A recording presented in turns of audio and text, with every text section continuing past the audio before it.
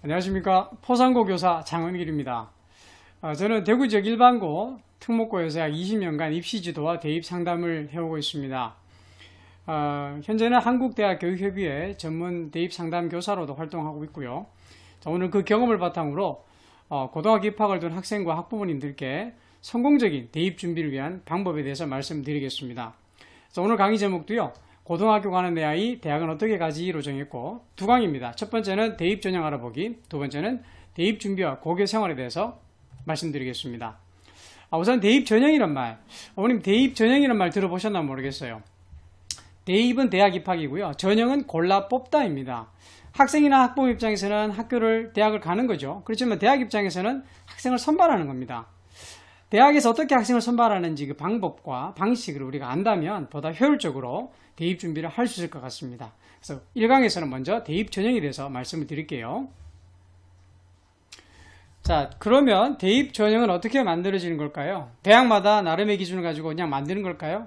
아닙니다. 우리나라는 대입 전형 4년 예고제를 실시하고 있습니다. 학생이 중3이 되는 시점, 그 시점에 대입 정책이 발표되고요. 정부에서, 교육부에서 발표합니다. 그걸 기반으로 대학교육협의회, 한국대학교육협의회, 대교협에서는 대입 전형 기본 사항을 이제 고1이 되는 시점에 발표를 하고 그 이후에 고2가 되는 시점에서는 대학에서는 대입 전형 시행계획, 그리고 고3이 되는 시점에 5월 달에는 수시, 9월 달에는 정시 모집 요강을 발표하게 됩니다.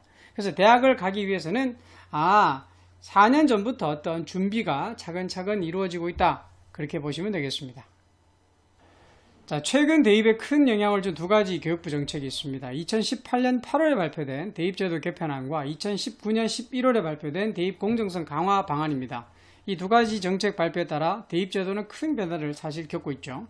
몇 가지만 말씀드리겠습니다. 우선 학교생활기록부 비교과 영역 축소입니다. 현 고1부터는 사실상 정규 교육과정 이외의 비교과 활동을 대입에 미반영하고 있죠. 이미 시행되고 있는 소논문 기재 금지, 이거 이외에 교내 수상실적과 독서활동 상황까지 대입에 미반영될 예정입니다. 아울러 2022학년도 올해 고3부터 교사 추천서가 폐지되었고요. 자기소개서 공통문항도 3개에서 2개로 줄었습니다. 또한 현 고1이 대학을 가는 2024학년도부터는요. 자기소개서도 폐지될 예정입니다. 대학 측에서도 학생부 종합전형 투명성 강화와 전문성 강화를 위해 다양한 조치를 요구하고 있고요. 정시 수능 위주 전형을 확대해서 2024학년도부터 지금 고1이 대학 가는 연도부터는 서울 주요 16개 대학에 대해서는 수능 위주 전형을 40% 이상 실시하도록 했고요. 이미 서울 상위권 대학들에서는 40% 넘는 비율로 선발을 하고 있습니다. 그리고 이 정책을 대학의 재정 지원 사업과 연계시킨다고 말하고 있죠. 그래서 대학 입장에서는 따르지 않을 수가 없는 상황입니다. 자, 우리나라에서는 2013년도부터 대입 전형 간소화 계획이 발표됐고요. 이에 따라 대학별로 이용할 수 있는 전형 수가 최대 6회, 수시 4개, 정시 2개로 제한되고 있습니다. 자, 이와 같은 수시 및 정시 전형 유형이 대입 전형 기본 사항에 포함되어 있었고요. 이에 따라 대학에서는 대입 전형을 설계하게 됩니다. 자, 대입에 필요한 전형 요소는 학교생활기록부, 대학 수학능력시험, 그리고 대학별 고사인데요. 이를 바탕으로 학생부 위주, 논술 위주, 실기 실적 위주, 수능 위주 전형으로 구분하고 있습니다. 학생부 위주 전형은 다시 학생부 교과 성적을 위주로 하는 학생부 교과, 학생부에 드러난 다양한 요소를 종합적으로 평가하는 학생부 종합 전형으로 나뉘게 됩니다. 자, 여기서 알아두셔야 될 거는요. 우리가 무슨 전형이라고 말할 때 해당 전형에서 가장 중요한 요소, 아까 말씀드린 학교생활기록부, 수학능력시험, 대학별 교사 이 셋 중에 가장 중요한 요소가 50% 이상 반영되는 전형을 말합니다. 예를 들어 학생부 위주 전형은 학교생활기록부의 반영 비율이 50% 이상이고요. 논술 위주 전형은 논술 성적이 50% 이상 반영될 때 무슨 위주 전형으로 부릅니다. 자, 다음으로 대입 모집 시기에 따라 수시는 9월, 정시는 12월, 추가 모집은 2월에 실시하게 됩니다. 자, 수시에서는 학생부 교과, 학생부 종합, 논술, 실기 실적 전형을 뽑고요. 정시 모집에서는 수능과 실기 실적, 추가 모집에서는 수능과 학생부 위주 전형을 실시하게 됩니다. 자, 수시 모집은 최대 6회, 정시 모집은 군별로 1회씩, 가나다군 3회, 그리고 추가 모집은 지원에 제한이 없습니다. 이 수시 모집 같은 경우 6회라는 것은요, 전형 개수를 기준으로 6회입니다. 예를 들어 한 개 대학에 학생부 교과, 학생부 종합 이렇게 2회 지원하는 경우는 전체 6회 중에 2회를 써버린 거죠.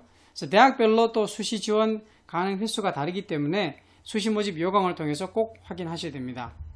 자, 일반적으로 학생들이 수시 모집에는 약 4.8회 정도를 지원한다고 합니다. 이 수시 지원 시에 모두 학생부 교과나 종합 전형으로 지원하는 경우는 매우 드물고요. 학생들이 본인의 강점과 약점을 잘 파악하고 모의 수능 시험을 바탕으로 본인의 정시 지원 가능 점수를 확인한 다음에 이거에 따라서 수시 지원에 최대한 유리한 지점을 찾아야 됩니다. 아울러 소위 수시 납치를 피하기 위해서는요, 대학별 고사인 면접이 있는 전형과 그렇지 않은 전형에 대해서도 차이점을 잘 아셔가지고 지원을 하셔야 됩니다.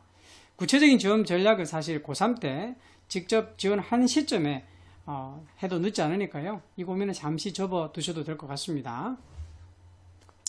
자, 근데 여기서 중요한 건요, 바로 수시 모집에 합격을 하면 정시나 추가 모집이 지원 불가능하다는 점입니다. 수시는 합격만 해도 정시, 추가 모집에 지원이 안 됩니다. 전문대 합격에도 4년제 정시 지원이 불가능하다는 점 꼭 기억해야 되겠죠. 근데 정시 모집은요, 합격을 하되 등록을 포기하면, 등록을 안 하면 추가 모집 지원이 가능합니다. 근데 등록을 해버리면 지원이 불가능하다는 점 꼭 알아두시고요. 일반적으로 학생들 대부분은 수시나 정시를 통해서 대학을 가는 거기 때문에 수시 합격을 하면 정시 모집 지원이 불가능하다. 요즘은 꼭 기억해 두시기 바랍니다. 자, 대입 전형에 대해서 좀 구체적으로 알아볼게요. 수시와 정시가 있다고 말씀을 드렸고, 수시에 보시는 바와 같이 학생부 교과, 학생부 종합 논술, 그리고 정시는 수능 위주 전형이 있다고 말씀을 드렸습니다. 이때 이제 중요한 게 오른쪽에 노란 박스 안에 있는 대입 전형 3요소라는 건데요. 말씀드렸다시피 대학을 갈 때 세 가지 중요한 요소가 있는데 그게 바로 학교생활 기록부, 대학 수학력시험, 대학별 고사입니다. 이 세 개를 가지고 이렇게 전형을 설계하는 건데요.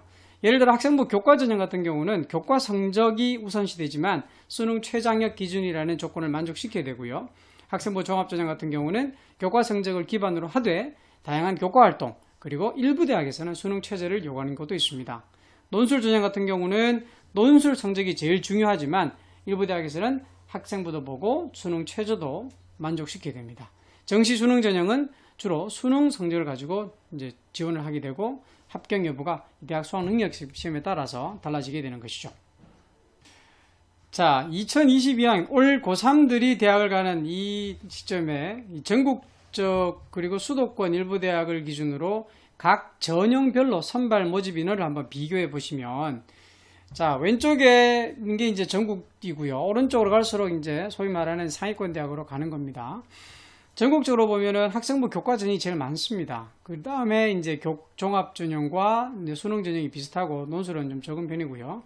근데 이 숫자가 수도권, 그리고 수도권에서도 주요 11개, 7개, 서울대, 연세대, 고려대로 갈수록 학생부 종합 전형 비율이 늘어나고 교과는 줄어들고 또 정시도 만만찮게 늘어나는 것을 볼 수 있죠. 그래서 전반적으로는 학생부 교과 전형을 많이 뽑는 건 맞지만 소위 말하는 상위권 대학의 진학을 위해서는 학생부 종합 전형을 절대 포기할 수 없다. 아울러 최근 이제 오면서 정시 전형의 인원도 많이 증가했다. 아울러 원래 수도권 지역도 이렇게 서울 지역에서는 학생부 교과 전형을 저렇게 많이 하지 않았는데 지역균형 선발 전형이라는 게 2022학년부터 신설되었습니다. 그래서 이 전형에 서울 지역 대학들이 10% 이상 선발을 이제 요구받고 있어서 이 선발 인원 자체가 이제 많이 늘어난 것으로 보면 될 것 같습니다. 방금 설명드린 전형에 따른 선발 인원을 보면 지역균형 선발 10% 이상이라고 해서 서울 지역에서 특히 주요 대학들이 원래 많이 실시하지 않던 학생부 교과 전형을 이렇게 실시하게 됐는데요. 대부분의 대학들은 학생부 교과 전형으로 학교장 추천을 받아서 신청합니다만 표에 보시다시피 서울대의 경우는 학생부 종합 전형으로 이루어지고 있다.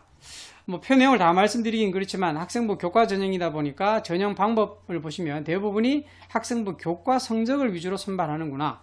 그리고 맨 오른쪽에 수능 최장력 기준을 보면 최장력 기준을 요구하는 대학이 대부분이지만 4개 대학인 동국대, 연세대, 이화여대, 한양대는 최저가 없습니다. 이 최저가 없는 대신에 이들 대학은 동국대 같은 경우는 학생부 교과를 다 보는 게 아니라 60%를 보되 서류평가를 40% 하고요. 이 서류평가를 하는 게 학교생활 기록부 안에 있는 종합적 평가를 말합니다. 연세대나 이화여대 같은 경우는 면접을 40 또는 20%를 봅니다. 이 면접이 당락에 굉장히 중요한 요소가 되기 수 있겠죠. 자, 한양대는 원래 학생부 교과 전형의 형태를 띠되 이 교과 전형 100%를 본다고 하니까요. 이 경우 한양대 합격선은 굉장히 높아질 수 있겠죠. 학생부 교과 전형은요, 학생부 교과 성적을 말 그대로 50% 이상 보는 대학입니다. 물론 학생부 교과 전형에서는 대부분이 50% 이상 훨씬 많이 보죠. 학생부 교과 전형은 학교생활 기록부에 나타나는 말 그대로 각 교과별 성적을 합산해서 대학별로 환산 점수를 만들고 이 점수에 따라서 학생을 선발하는데 이 교과 성적을 반영할 때 반영 과목, 반영 비율, 교과 이수 단위, 산출 지표 등을 기반으로 만들어지게 됩니다. 아울러 수능 최저학력 기준이 있는 경우가 많아요. 그래서 이 수능 최저학력 기준이 있는 경우는 반드시 만족을 시켜야 됩니다. 합격자들보다 훨씬 좋은 등급을 받더라도 최저학력 기준이 만족되지 않으면 합격될 수 없는 거고요. 그러다 보니까 전년도, 이전년도 합격 점수가 내 합격을 예측하는데 굉장히 중요한 요소로 작용합니다. 경쟁률이 그래서 낮아져요. 왜? 내가 갈 수 있는 전형이 어느 정도 보이기 때문에. 그러다 보니까 중복 합격자도 많아지고 또 이 충원율이 높아서 2월 인원도 많아지는 그런 경향이 있습니다. 자, 학생부 교과 전형에서 교과 성적을 산출하는 방법을 경북대 사례를 가지고 볼게요. 자, 학생부에 나타난 모든 교과목을 반영하는 게 아니라 대학마다 계열별로 반영 교과목이 다릅니다. 그래서 인문, 자연, 경북대 같은 경우는 국어, 수학, 영어, 사회, 과학, 한국사를 반영하게 되네요. 그리고 3학년 2학기까지가 아니라 3학년 1학기까지 성적만 반영합니다. 과목별 등급 산출. 자, 등급은 1등급부터 9등까지 이제 4%, 11%, 23% 이렇게 등급을 주고 그 등급에 따라 점수를 다시 반영을 합니다.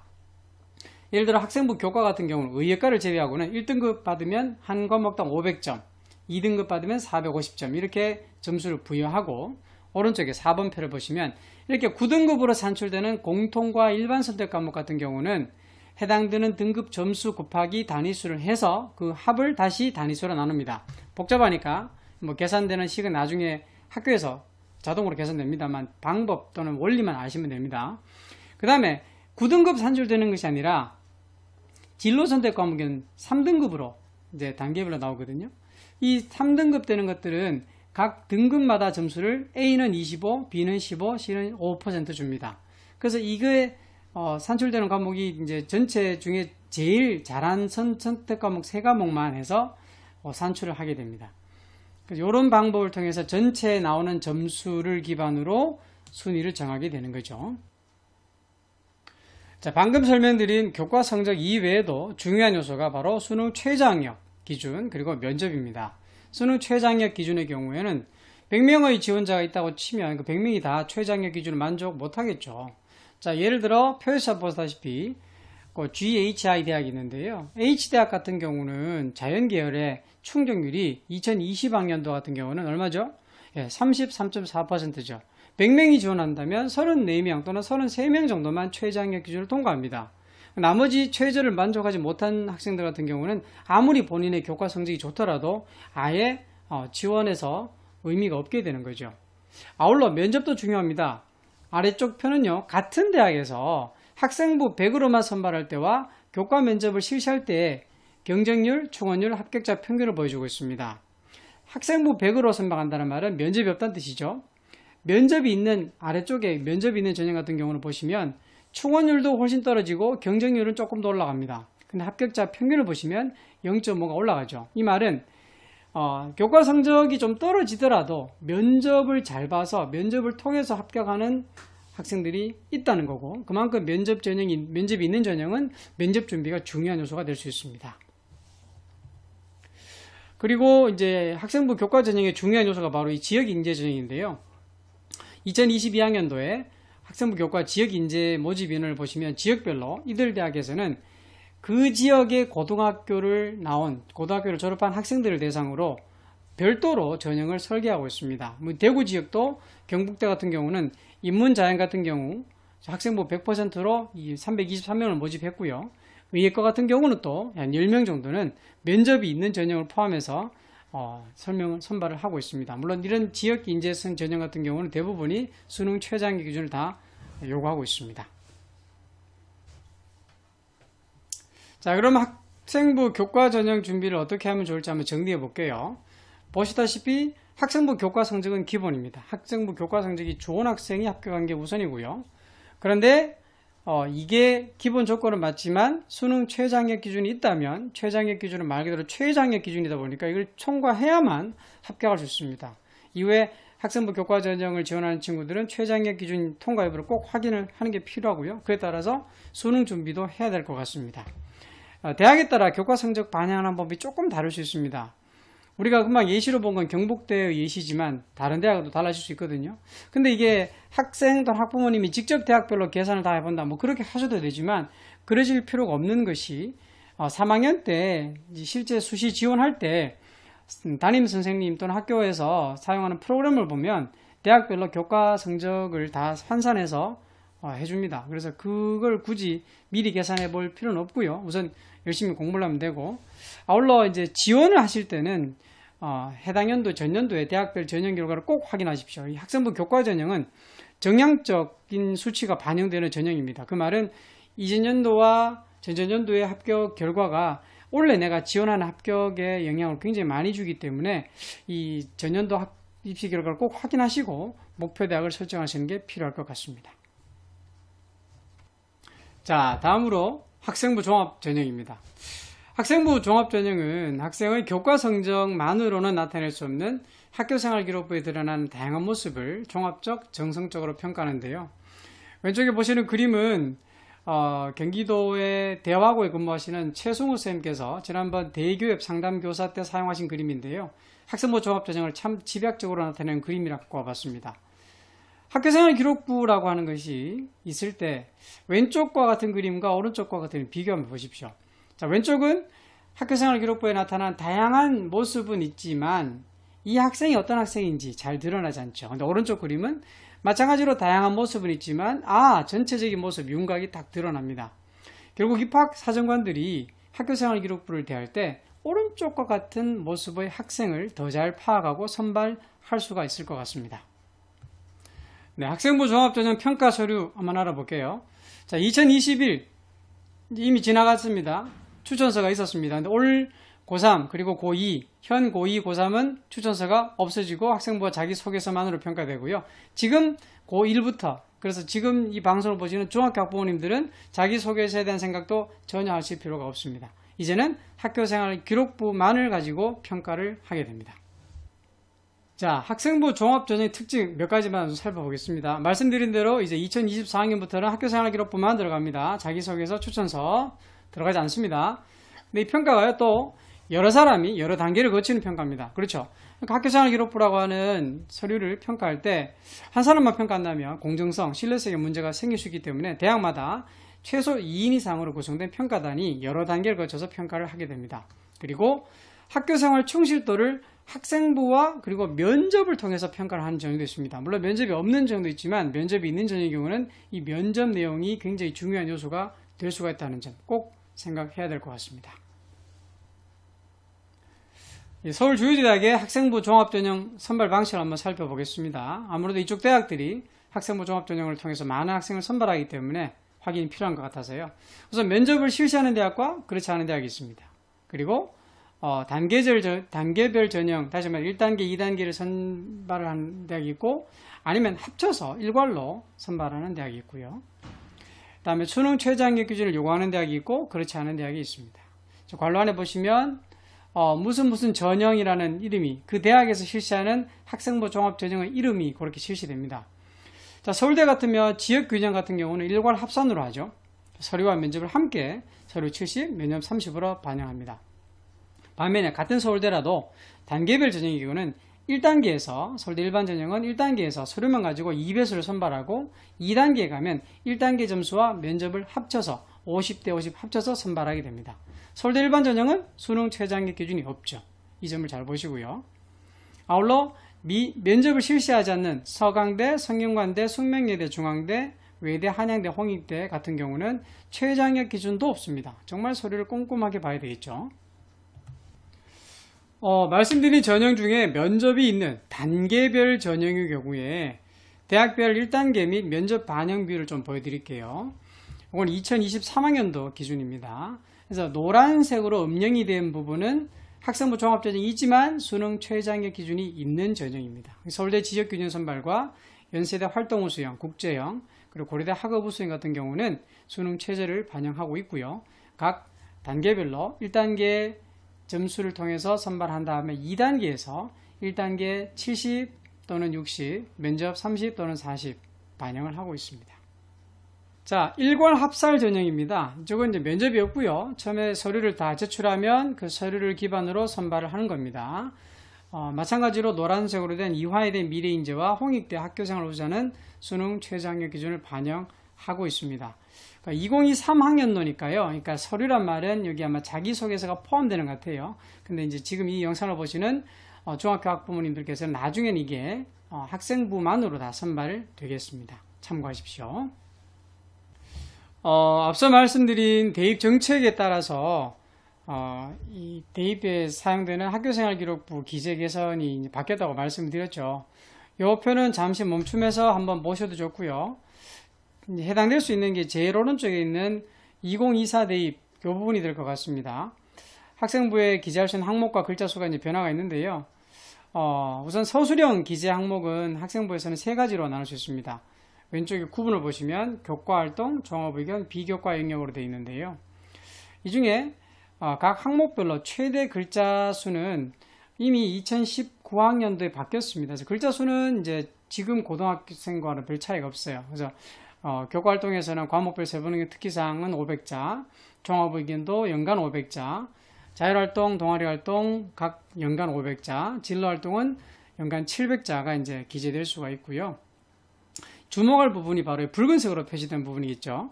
지금 고1 그리고 현 중학생 같은 경우는 이제 학교에서 실시되는 영재나 발명 교육은 실적은 대입에 미반영되고요. 자율동아리도 기재는 될 수 있습니다만 대입에 미반영되고, 그 다음에 교외 봉사가 주로 되는 개인 봉사활동 실적도 대입에 미반영됩니다. 그래서 학교 밖에서 하는 봉사활동이 이제 의미가 크게 없습니다. 대입에서는요. 그 다음에 수상경력과 독서활동도 학교생활 기록부에 기재는 될 수 있지만 대입에는 미반영됩니다. 자, 학생부 종합전형의 전신이라고 할 수 있는 입학사정관 전형은 2008년에 시작됐고요. 학생부 종합전형은 2015학년부터 본격적으로 시작되었습니다. 학생부 종합전형 시작 초기에는 소위 깜깜이 전형, 복불복 전형이라고 불릴 만큼 학종의 평가 방식에 대해서 불신이 있었던 게 사실인데, 따라서 대학에서는 학생과 학부모님들께 학종 평가 방식에 대해서 좀 이해를 높이고 신뢰를 얻고자 구체적 평가 방식에 대해서 공개하고 있습니다. 대학별로 다양한 평가 요소가 다소가 차이는 있을 수 있지만 지금 보여드리는 4가지 평가 요소, 학업 역량, 전공 또는 계열 적합성, 인성, 발전 가능성을 바탕으로 종합평가하는 것이 일반적입니다. 학생부 종합전형을 사실 가장 모범적으로 시행하고 있다고 평가되는 대학이 바로 경희대인데요. 이 경희대 입학처에 있는 자료를 바탕으로 말씀을 좀 드리겠습니다. 학교생활 기록부에 드러난 학생의 다양한 모습을 4가지 평가 요소로 나눠서 정량적 정성평가를 하고 있습니다. 경희대의 경우는요, 학업 역량을 30%, 전공 적합성을 30%, 인성을 20%, 발전 가능성을 20%를 반영하고 있습니다.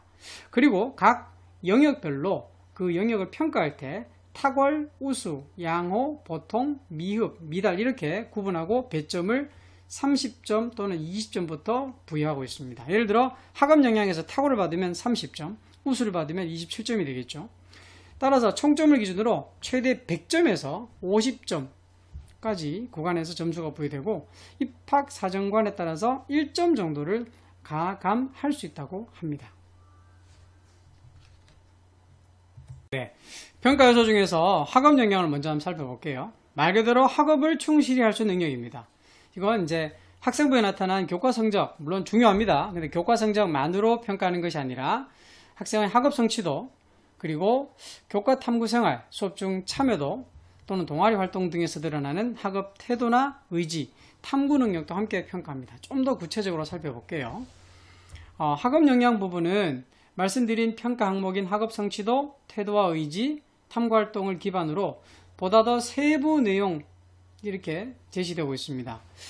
말 그대로 전반적으로 교과 성적은 어떤지, 학기 또는 학년별 성적은 고르게 분포되고 있는지, 상승이나 하락을 하는 건지, 또는 대학 수학에 필요한 기초 과목들, 국어, 수학, 영어, 사회, 과학 성적은 전반적으로 어떤지, 희망 전공과 관련된 기본 과목은 이수했는지, 이수한 과정에서 도전적 과제나 또는 과목을 이수하기 위한 노력은 어떻게 했는지, 또는 이런 과목과 다른 과목의 성적 차이는 어떤지, 전체적 이수 규자의 규모가 어느 정도인지, 각 과목별 평균, 표준 편차는 어느 정도인지, 이런 것들을 종합적으로 고려해서 학업 성취도를 평가하고 있고요. 이와 더불어 학생부에 드러난 서술형 항목, 선생님들이 직접 글로 쓰신 항목을 통해서 새로운 지식을 위한 본인의 자기주도적인 태도는 어떤지, 성취 동기와 목표의식을 가지고 넓고 깊게 학습하려고 했는지, 교과 활동을 통한 지식의 폭 확장과 또 뭔가 새로운 것을 만들어내려는 노력이 있는지, 수업에 적극적이고 집중하고 스스로 참여하려는 태도가 보이는지, 이런 것들을 파악합니다. 아울러 탐구 활동이 필요한 과목이 있다면 그 과목에서 본인의 노력이 어떤지도 함께 평가하고 있습니다. 그래서 이런 학업 역량을 평가할 때 전반적인 교과 이수의 충실도를 학생부 기록에 있는 숫자, 즉 교과 성적과 함께 글자, 즉 세부능력 및 특기사항을 바탕으로 평가를 하게 되고요. 아울러 수업 활동을 얼마만큼 열심히 했는가, 즉 학교에서 실시하는 수행평가, 발표, 토론, 실험 또는 모둠학습, 이런 것들 교과학습을 할 때 어떤 태도로 참여했는가, 어떤 자세를 보이고 있는가, 이런 것들을 선생님이 써준 서술형 항목을 통해서 함께 평가하고 있습니다. 이 학생부를 파악할 때 중요한 요소를 이렇게 보면 바로 이 첫 번째가 내용의 연계성과 영역의 연계성입니다. 이 내용이라는 건 이런 거죠. 학생의 자질과 역량이 특정 부분에는 자세히 되어 있지만 다른 부분에는 오히려 반대 내용이 있지는 않은가, 전반적인 내용이 다 학생의 모습을 다 드러내고 있는가, 아울러 학생부의 교과나 비교과를 통한 영역 간에 이 학생의 모습이 어떤 모습을 드러나는가, 아울러 저학년부터 고학년까지 학생이 보인 모습은 어떤가, 또한 같은 학년이라도 다른 과목, 다른 활동에서 보이는 모습은 어떤가, 선생님이 써준다 그랬으니까 결국 교사가 바라보는 학생의 모습은 전반적으로 어떤가. 자, 이런 것들이 종합적으로 고려되어서 역량이 평가되는 것이지, 특정 부분이 좋다 그래서 특정 부분만 우수하다 그래서 그를 좋게 평가하거나 특정 부분이 안 좋다 그래서 나쁘게 평가하는 건 절대 아니라는 사실을 꼭 기억해 두기 바랍니다. 자, 학교생활기록부 예시를 통해서 잠깐만 설명드리겠습니다. 자, 과목들이 나와 있고요. 교과 과목이 되어 있고 각 교과의 단위수, 이 단위수란 말은 주당 수업 시수로 보시면 되겠습니다. 원점수, 평균, 표준 편차, 그 다음에 수강자 수, 그리고 등급이 나와 있죠. 이 학생 같은 경우는 등급을 굉장히 잘 받은 친구입니다. 그리고 전체 수강자 수도 일정하는 거 보니까 이제 1학년 때 학교 지정으로 하는 공통과목 위주로 성적이 나와 있는 것 같네요. 이 성적표를 보고 입학 사정관들은 음영으로 되어 있는 그 부분처럼 이 학생의 전반적인 성적에 비해서 이 부분은 조금 떨어지는 부분이 있죠. 왜 그럴까를 아마 고민하고 선생님의 세특 부분도 한번 살펴볼 것 같아요. 그리고 이제 이 학생 같은 경우도 표준 편차가 수학과 영어 같은 경우는 다른 과목보다 좀 크죠. 그 말은 수학이나 영어 부분은 좀 더 다양한 학생들, 실력의 차이가 좀 존재하는 학교구나 라고 생각할 수가 있을 것 같습니다. 일반적으로 20 내외의 표준 편차를 가지는 것은 일반계고라고 평가할 수가 있을 것 같고요. 전반적으로 이 학생의 능력이 우수하다라고 생각할 것 같고, 그 우수함의 정도는 이 학생만을 보는 것이 아니라 이 학생이 지원한 학과와 지원자들의 다른 학생과의 상대적 평가를 통해서 결정된다는 점을 꼭 알아두시면 좋겠습니다. 이 학생 같은 경우는 이제 교과목 자체가 조금 달라집니다. 그리고 이제 보시다시피 수강자 수도요. 문학은 142명이지만 아래쪽에 세계 지리는 75명이죠. 선택한 과목이구나. 선택에 따라서 교과목이 달라졌구나. 등급은 여전히 우수한 친구 같아요. 2등급, 1등급 아주 우수합니다. 경희대는 이런 정도의 친구 온다라는 걸 자랑하는 것 같기도 하고요. 아울러 밑에 보시면 진로 선택 과목이라고 있죠. 말씀드린 대로 진로 선택 과목은 이제 등급을 9등급으로 산출하는 것이 아니라 성취도 A, B, C를 산출하고 그 성취도에 따른 성취 분포 비율을 이제 나타냅니다. 단위수나 원점수 평균은 있지만 표준 편차는 없어요. 그 말은 이제 전반적인 학생의 동지 집단의 특성에 대해서는 알기 좀 힘들지만 성취도별 분포 비율을 보시면 이 학교 같은 경우는 A가 심화 수학 같은 경우는 24.7, B가 28.3, C가 47.0 이렇게 분포하고 있다. 이 정도의 수준이 달라지고 있구나라고 평가할 수 있을 것이고, 특히 이 과목 선택이 된 과목이 심화 수학과 프로그래밍이 있는 거 보니까 이 학생은 공학 계열이나 또는 기초 과목이 수학에 대한 관심이 많구나라고 평가할 것 같습니다. 두 번째 평가 요소가 전공 적합성인데요. 전공 적합성을 좀 더 넓은 범위로 계열 적합성이라고 합니다. 그래서 특정 전공에 국한해서 평가하기보다는 인문, 사회, 상경, 자연, 공학, 의학, 예술, 체육 등 계열에 따른 적성의 차이로 이해를 하고 있고, 그래서 주의할 점은 전공 적합성을 좁은 의미로 해석하지 않고 좀 넓은 의미로 해석해서 보고 있다. 이렇게 생각하시면 될 것 같습니다. 이 전공 적합성을 평가하는 이 세부 내용을 한번 보시겠는데요. 우선 전공 관련 교과목을 얼마만큼 이수했는가, 성취했는가를 보고요. 전공에 대한 이해나 관심이 어떤가, 그리고 전공 관련해서 직접 어떤 활동을 해봤는가를 평가합니다. 전공 관련 교과목 같은 경우는 교과목이 해당 그 전공에 관련된 또는 계열에 관련된 과목을 이수했는가, 또는 스스로 선택한 건 얼마나 되는가, 또 교과 성적이 어느 정도 되는가, 또 전공에 대한 흥미나 관심 또는 이해 정도, 또는 본인의 활동이 또는 경험이 전공과 연관성을 얼마만큼 설명이 할 수 있는 부분이 있는가, 뭐 이런 것들은 결국 교과 세부 능력 특기사항과 수상, 그리고 창의적 체험활동 이런 것들을 보는데, 물론 이제 수상과 독서는 이제 지금 중학생들은 이제 대입에 반영되지 않겠지만 학생부에는 이런 모습들이 함께 봅니다. 근데 사실 독서나 수상이라는 것이 직접 대입에 반영되지는 않겠지만 그 노력이나 활동이 학교생활 기록부 다른 곳에 묻어날 수는 있을 것 같습니다. 세 번째 요소는 바로 인성이라고 표현하는 건데요. 인성이랑 뭐 착하다, 인사 잘한다 이런 개념보다는 그렇죠, 공동체 일원으로서 이 학생은 어떤 모습을 보이는가 하는 겁니다. 그래서 이제 학교 생활 속에서 이 학생이 다른 학생과 어떤 소통을 하고 어떤 협력을 했는지 이런 부분들을 위주로 살펴보게 되는데요. 교과나 또는 창의적 체험활동 속에서 다양한 학생과의 공동체 경험을 하게 되겠죠. 이때 이 학생이 보이는 공감, 소통, 협업 능력이 어떤 것인지, 또는 다른 사람에 대해서 내가 뭔가를 나눠주고 배려하는 모습이 드러나는 것인지, 뭐 기본적으로 학교 규칙은 잘 줄 수 있는지, 뭐 이런 종합적인 영역을 인성이라고 평가하게 됩니다. 네, 마지막 요소가 발전 가능성입니다. 발전 가능성은 현재 상황이나 수준보다 좀 더 나아질 수 있는, 향상될 수 있는 가능성이 뭘까? 그럼 그건 어떻게 대학은 평가하는가?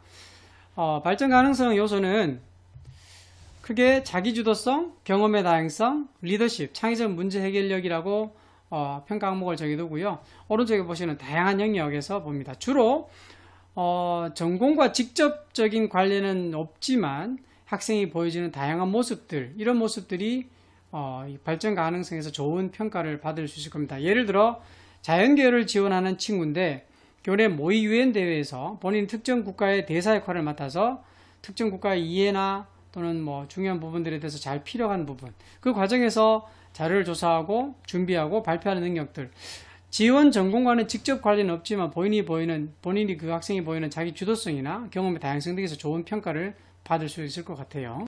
자, 그럼 이런 학생부 종합 전형의 준비는 어떻게 하면 좋을까요? 너무 이른 시기에 본인의 진로를 확정할 수는 없지만 대략적인 본인의 진로나 전공에 맞는 역량과 전공 적합성을 기르는 건 필요할 것 같습니다. 아울러 학생부 종합 전형은 주로 서울 상위권 대학이 많이 있습니다. 그래서 이 부분을 꼭 생각을 하고 수능 준비와 함께 이루어져야 되겠죠. 그다음에 수업 및 학교 생활이 학생부 종합 전형 준비의 제일 기본인 것 같습니다. 그래서 학생이 수업에 열심히 참여하고 학교 생활에 적극적으로 참여하고, 근데 이 중요한 건 또 이 열심히 참여한 내용을 학교생활 기록부를 통해서 잘 드러낼 수 있도록 선생님과 소통도 잘 해야 될 것 같고요. 대학별로 학종평가 요소가 조금씩 차이가 있습니다. 그래서 내가 지원하고자 하는 대학은 어떤 요소를 주로 보는가, 이런 점들은 대학별 학생부 종합전형 가이드북이나 대학별 입학처에 가면 정보들이 많이 있거든요. 특히 내가 좀 더 구체적인 정보를 알고 싶으면 해당 대학 홈페이지를 통해서 그 전공에 대한 이해를 높여가는 게 필요할 것 같습니다. 네, 세 번째로 논술 전형의 주요 특징을 한번 살펴보겠습니다. 이 논술 전형은 보통 지원자가 학생부 성적의 변별도가 사실 크지 않죠. 그래서 논술 성적과 수능 최장력 충족 여부가 최종 합부를 결정짓는 중요한 요소입니다. 논술 전형의 선발 인원은 전체적으로 감소하고 있는 추세지만요. 많은 학생들이 선호하는 상위권 대학에서는 여전히 많은 선발을 하고 있습니다. 그래서 절대적인 선발 인원수 자체가 높지 않다고 해서 무시할 수 있는 전형은 아닌 것 같아요. 논술 전형에서 주요 합격 요인으로 작용하는 것은 이 논술 시험인데, 일반적으로 인문 계열은 인문 논술, 자연 계열은 수리 논술이나 과학 논술을 실시합니다. 하지만 인문 계열 논술에서도 수리 추론 문항이나 포함될 수 있고, 자연 계열 논술을 수리 논술만으로 실시하는 대학도 있어서 각 대학별 출제 범위나 유형은 꼭 확인해야 됩니다. 논술의 경쟁률은 수십 대 1이 될 정도로요, 굉장히 높아요. 다른 전형보다 경쟁률이 굉장히 높게 형성되는 이유가 바로 이 논술 전형에 있어서 교과 성적이나 수능 성적이 큰 비중을 차지하지 않기 때문입니다. 해당 주요 대학에서 입학하기에 성적이 다소 낮은 것으로 생각되는, 즉 학생부 교과나 학생부 종합으로는 좀 지원하기 힘든 학생들이 이 논술 전형의 의외성을 노리고 많이 지원하기 때문이죠. 따라서 자신이 진학하기를 희망하는 대학의 논술 고사가 어떤 범위와 형태로 출제되는지 꼭 확인하고 미리 대비하는 게 필요합니다. 사실 수학능력 시험을 통한 최장력 기준을 충족하는지 여부도 꼭 확인하고 지원해야 될 필요가 있습니다. 논술 전형을 실시하는 대학은 전국적으로 약 36개 대학이고요. 인문 계열만 실시하는 대학은 경기대, 그리고 자연 계열만 실시하는 대학은 울산대 의대, 서울과기대, 서울시립대 정도가 있습니다. 그래서 33개 대학은 인문과 자연을 다 실시한다, 그래 보시면 되겠고요. 우리 지역에서도 경북대에서는 인문과 자연 계열에서 약술형 논술, 흔히 AAT라 그러죠. 약술형 논술로 실시하고 있습니다. 그리고 2021학년도까지 실시된 그 적성고사가 폐지되면서 파란 글씨로 된 가천대, 수원대, 고려대, 세종 캠퍼스가 다시 논술 모집을 통해서 선발하고 있기 때문에 살펴볼 필요가 있고, 이 전형별 반영 비율도 논술을 100% 하는 대학이 있고, 논술을 90 또는 10 또는 논술을 80, 학생부를 20, 그 대학마다 반영 비율이 다른 점 그것도 확인해 주기 바라고요. 그렇지만 대부분의 대학에서 밝히는 바로는 이 논술 전형은 논술 시험 성적이 당락을 가른다, 그렇게 보시면 될 것 같습니다.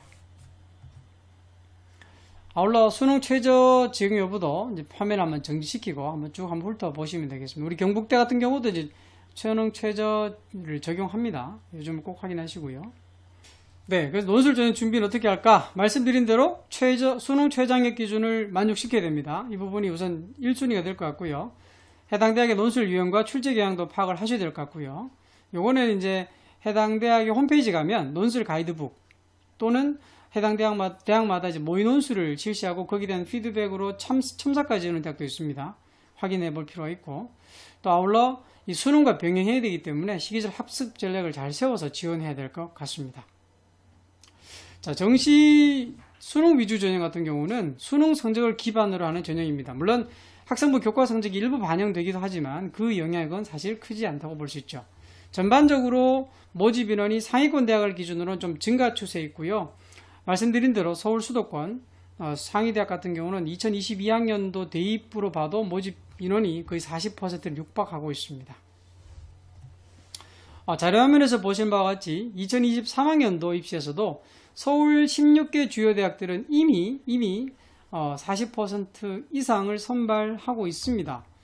또 아울러 수시에서 뽑지 못한 인원이 정시에서 선발되는 수시 2월 인원이 대략 한 3%에서 많으면 5%까지 된다는 점을 감안하면 거의 일부 대학은 45%, 50%까지 되는 대학이 있을 수가 있겠죠. 전반적으로 교과 전형이 이들 대학도 좀 증가 추세에 있다. 말씀드린 대로 지역 균형 선발 전형이 2022학년부터 도입됐기 때문에 원래는 학생부 교과 전형을 10%까지 뽑지 않았지만 이제 뽑는 전형이 많이 늘어났고, 고려대 같은 경우는 20%까지 뽑습니다. 정시가 늘어나지만 그에 비해서 학종과 논술이 좀 줄어드는 경향이 있다. 단 서울 주요 대학 같은 경우는 줄어들었다 하더라도 학생부 종합 전형이 수능 다음으로 많은 전형이다 볼 수가 있겠죠. 네, 이런 대입의 중요 요소가 되는 대학 수학능력 시험이 어떻게 될까요? 자, 2022학년도 올해 고3부터 수능이 많이 바뀌었습니다. 그래서 이 부분에 대해서는 이제 자세히 설명드리기는 좀 시간이 부족하고 표로 한번 보시면 좋은데, 국어와 수학 과목에 있어서 이제 이전과 달리 공통과 선택 과목이 도입됐고요. 탐구 과목도 이전에는 자연계열 지원자들은 과학탐구만, 인문사회계열 지원자들은 사회탐구만 했어야 되는데 과학탐구와 사회탐구의 벽이 허물어졌습니다. 아울러 제2외국어 같은 경우도 이제 작년까지는 상대평가이다가 절대평가로 바뀌었죠. 그래서 과목에 대해서는 한번 쭉 한번 훑어보시되, 제가 2부에서 2강에서 이 교과목 선택과 수능과의 관계를 설명할 때 다시 한번 이 부분은 짚어드릴 테니까요. 우선 수능 성적표 한번 보시면 이제 올해 수능을 치는 학생들 이렇게 성적표가 나올 것 같아요.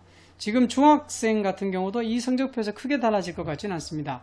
절대평가가 되는 한국사, 영어, 제2외국어 한문 같은 경우는 이제 등급만 표시되고, 국어, 수학, 탐구 같은 경우는 표준점수 100분이 등급으로 표시됩니다. 근데 원점수라는 게 있어요. 원점수는 뭐냐면 말 그대로 원래 받는 점수입니다. 내가 100점이 되는 국어시험에서 받는 점수가 85점이다, 81점이다. 그럼 그게 득점입니다. 근데 이게 수학능력 시험 성적표는 제공되지 않습니다. 근데 이 원점수를 기준으로 이제 표준점수가 산출될 때 사용된다. 그래 보시면 될 것 같아요. 그럼 표준점수가 뭐냐?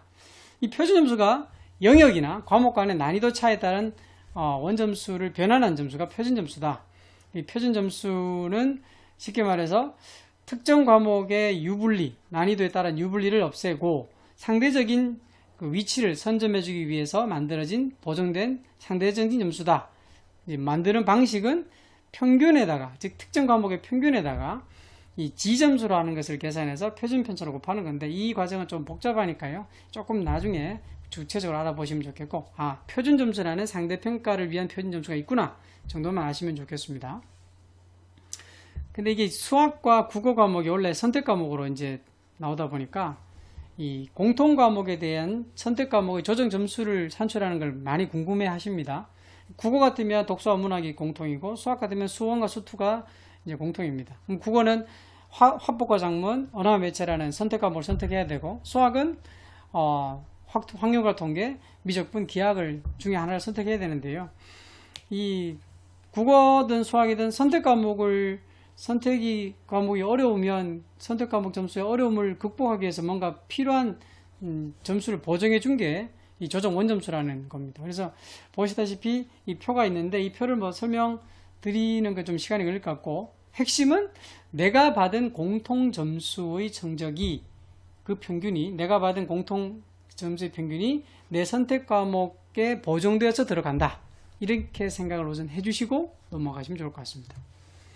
100분위 점수는 이 과목이나 또 영역에서 상대적 서열인 것 같아요.